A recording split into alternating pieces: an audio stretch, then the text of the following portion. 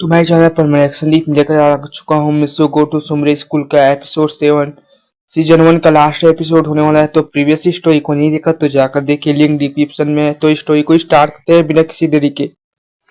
Tunnel के अंदर से आवाजें आ रही थी, रोबोट के पैरों की आवाज और पत्थर गिरने की आवाज और मिस्सो की सांस लेने की आवाज। सब कुछ स्लो मोशन में लग रहा था। पायन और वो भी तीनों एग्जिट गेट की तरफ बढ़े। सुमरे ने मिस्सो से कहा, प्लीज मिस्सो वापस आ जाओ। लेकिन मिस्सो अब परमैन से भी ज्यादा एक दोस्त, एक प्रोटेक्टर और एक इंसान बन चुका था। बैटल बोट से एक्टिवेट हुए। हर एक के पास एक एडवांटेज वेपन्स और शील्ड सिस्टम और एक ऑटोमेटिक टारगेटिंग सिस्टम था। एक बोट ने मिसाइल फायर की जिसे मिस्सो ने जल्दी से जंप करके अवॉइड किया। दूसरे ने उस पे लेजर बीम छोड़ी जिसे उसने अपने कैप से डिफ्लेक्ट किया। फाइट नहीं कर रहा था, वो टाइम बाय कर रहा था ताकि सुमरे मैनविल सेंट्रल कंट्रोल रूम में जाके सेंट्रल कंट्रोल रूम को हैक कर सके। मैनविल सुमरे ने इमरजेंसी एग्जिट तक पहुंच के सेंट्रल कंट्रोल रूम हैक किया। के सूट के पावर बूस्टर रिमोटली अनलॉक किया और कहा, ये एक रिस्की मूव है। ये तुम्हारा लास्ट चांस है मिस्सो, प्लीज जिंदा वापस आना, उसने धीरे से कहा। वापस से बैटल में दिखाया जाता है, मिस्सो ने उस बूस्टर के यूज करके अपने पावर को मैक्स लिमिटेड पे पुश किया।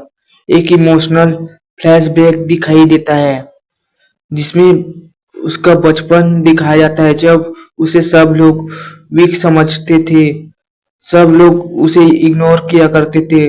और फिर वो दिन दिखाया जाता है जिसे दिन वो परमैन बना था, जिस दिन उसने पहली बार अपना परमैन सेट एक्टिवेट किया था। अब हमें प्रेजेंट का टाइम दिखाया जाता है। उसने रोबोट के सेंसर पे एक पावरफुल पंच मारा। पहला बोट गिर गया, दूसरा बोट ने हेवनली निकाला, लेकिन मिस्सो ने अपने सूट के इमरजेंसी फीचर से टाइम को स्लो कर दिया। आखिरी मोमेंट में उसने दूसरे रोबोट के पावर कोर को तोड़ दिया। दोनों बोट्स डिस्ट्रॉय हो जाते हैं। मिस्सो गिर जाता है। थकने की वजह से लगभग वो बेहोश हो चुका था। उस वक्त में सुमरे और पायन वापस आ जाते हैं। सुमरे मिस्सो के हाथ पकड़ती है, उसके आंखों में आंसू थे। वो उसके हाथ पकड़ते हुए बोली, मिस्सो, मैं परमैन से नहीं तुमसे प्यार करती हूँ, असली में तुझसे। मिस्सो की आंख हल्की सी खुलती है एक फाइट स्माइल के साथ। पूरी तरह से कामयाब था। परमैन की टीम वहां से भाग निकली। तो बाद में परमैन टीम के सब मेंबर एक सेफ हाउस के मेडिकल यूनिट में होते हैं। पायान, बूबी, सुमरे और मिस्सो सभी जिंदा थे लेकिन बदल गए थे। हर एक ने कुछ खोया था तो कुछ पाया भी, एक दूसरे का भरोसा।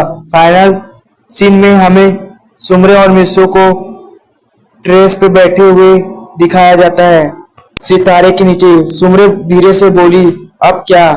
थोड़ा सोचता है और बोलता है, नॉर्मल लाइफ, स्कूल, दोस्ती और तुम। स्माइल कर देती है। फिर वो दोनों क्विकली स्काई की तरफ देखने लगते हैं जहां एक स्टार ब्लिंक करता है, जैसे कोई नया मिशन उनका इंतजार कर रहा हो। बाहर से सब कुछ शांत लग रहा था लेकिन परमैन बेस के अंदर से अलार्म बजने लगे थे।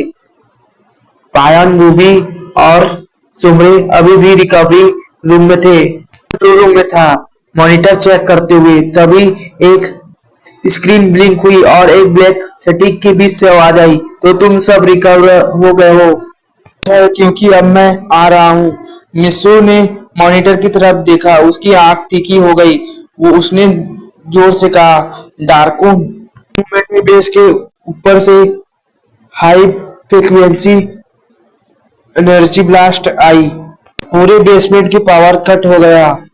मिस्सो ने तुरंत अल्ट्रा और ग्राउंड जोन की तरफ भागने लगा। पहली बार डार्कोन खुद अफेयर हुआ, यानी कि वहां पर डार्कोन पहली बार खुद आया था। एक आर्मर्स और दो ग्लोविंग रेड आई के साथ। पीछे 4 अपग्रेडेड बोट्स भी थे। उसने कहा, तुमने मेरे सारे प्लान्स बर्बाद कर दिए। बोला, पर अब मैं खुद आया हूँ तुम्हें खत्म करने के लिए। यीशु ने बिना वक्त जाया किए अपना परमानेंट सेट एक्टिवेट किया और फाइट स्टार्ट हो गई। Speed punches, laser beams and bots के अटैक्स हर सेकंड इंटेंस था। डार्कन अलग ही लेवल पे था। तभी एक बोट ने पीछे से मिस्सू को पकड़ लिया। डार्कन ने सीधे परमानेंट सेट पे ब्लास्ट मारा, जिसकी वजह से परमानेंट सेट के टुकड़े टुकड़े हो गए। वो जमीन में गिर गया। उसके हेलमेट धूल जाके गिरे। उसका चेहरा पे खून था, लेकिन सिर्फ एक चीज थी, हिम्मत। डार्कन हंसते हुए बोला, अब तो सिर्फ एक नॉर्मल लड़का ही रह गया है तू।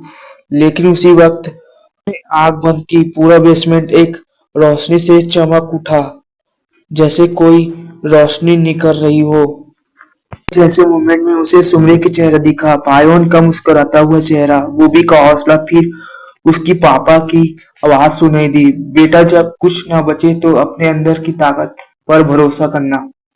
उसकी आंख खुलती है, लेकिन इस बार मिस्सू के इरादों में कुछ अलग पावर थी। उसकी आसपास की हवा तेज होने लगी। जमीन पे उसके कदम से क्रैक पड़ने लगे। पंच मारा, लेकिन मिस्सू ने बिना किसी सूट के ही उसका हाथ पकड़ लिया। तू समझता क्या है, मैं उस हेलमेट की वजह से नहीं, अपने इरादे की वजह से परमैन हूँ। और फिर उसने डार्कन को सीधा जमीन पे पटक दिया। बोट्स ने अटैक किया, लेकिन मिस्टर ने बिना किसी गैजेट के उन्हें डिस्ट्रॉय कर दिया। एक के बाद एक पंच, फुल स्पीड, फुल पावर, बिना रुके मारते चला गया। शौक में था, ये पॉसिबल नहीं है। मिस्टर बोला, तेरे जैसे लोग सिर्फ पावर देखते हैं, लेकिन असली ताकत तो दिल से आती है। मिस्टर के फाइनल पंच से डार्कन पीछे गिरा। उसके आर्मर के टुकड़े टुकड़े हो गए। मिस्टर थक गया था, लेकिन फिर भी खड़ा रहा। उसके आसपास एक रोशनी सी थी, जैसे उसकी असली पावर जाग रही हो। उस वक्त सुम्रे, पायन और बूबी भी भागते हुए आए। सबने मिस्टर को बिना सूट के देखा, खड़ा हुआ और जीत के साथ। मिस्टर की पहली बार असली जीत थी, बिना किसी टूल के, सिर्फ अपने दिल, दोस्त और हिम्मत के साथ। परमेन बेस के अंदर सब शांत था। एक कॉर्नर में मिस्सू छुपके छुपके से सुमरे को देख रहा था। तो पायन और बूबी के साथ डार्कन के आई डैमेज की रिव्यू देख रही थी। मिस्सू के चेहरे पे हल्के से चोट का निशान था, लेकिन आंखों में शांति थी, जैसे आज उसने कुछ अलग महसूस किया, जैसे कुछ बदल गया हो।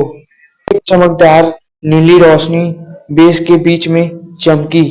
सब लोग सतर्क हो गए, लेकिन बूबी ने पहचान लिया, ये बर्डमैन है। के बीच से एक काला क्लैम फिगर बाहर आया। सिल्वर ब्लू क्लॉक, ग्लोविंग आई और शांत सी मुस्कान। बर्डमैन अब ऑफिशियली अर्थ पे थे। पूरे थोड़ा कंफ्यूज हो गई। बर्डमैन यहाँ अचानक। बर्डमैन ने मिस्सू की तरफ देखा, फिर सबके सामने बोले, मैं तुम सबसे मिलने नहीं, आज सिर्फ एक से मिलने आया हूँ। कुछ समझ नहीं पा रहा था। मिस्सू कंफ्यूज होकर पूछा, मुझसे क्यों? बर्डमैन ने आगे बढ़ के मिस्सू के कंधे पे हाथ रखा। मिस्सू, मैं तुम्हें एक सच बताने आया हूँ, वो सच जिसे मैं अब तक सिर्फ ऑब्जर्व कर रहा था। आज जब तुमने बिना सूट के भी अपने परमानेंट होने की जिम्मेदारी निभाई, अब वो वक्त आ चुका है कि तुम्हें सच बताया जाए। मिस्सू चुप था। सब शांत हो गए। बर्डमैन ने मॉनिटर पे मेमोरी फाइल दिखाई। फ्लैशबैक टाइप की क्लिप्स चलाए जाते हैं, जिसमें दिख रहा होता है जब कई हीरो को बर्डमैन सेलेक्ट कर रहे थे, तब छोटी उम्र वाले मिस्सू को देखा गया। उसकी ईमानदारी की प्रवृत्ति, दूसरे के लिए खड़े रहने की क्वालिटी और बिना किसी बदले के किसी की मदद करने की एटीट्यूड। ने कहा, मिस्सू, तुम्हारी टेस्ट सिर्फ पृथ्वी को बचाने की नहीं थी। तुम्हें परमानेंट नंबर 1 इसलिए बनाया गया था क्योंकि तुम मेरे रिप्लेसमेंट हो। शॉक होते हुए बोला, क्या? बर्डमैन आगे बोले, मैं पुराना हो गया हूँ। जैसे कि गैलेक्सी के रूल होते हैं, हर बर्डमैन को अपना सक्सेसर तय करना पड़ता है। मैं चाहता हूँ कि जब मैं ना रहूं तो कोई ऐसा आए जो सिर्फ पावरफुल ही नहीं प्योर भी हो। धीरे से बोली, मतलब मिस्टर फ्यूचर का बर्डमैन?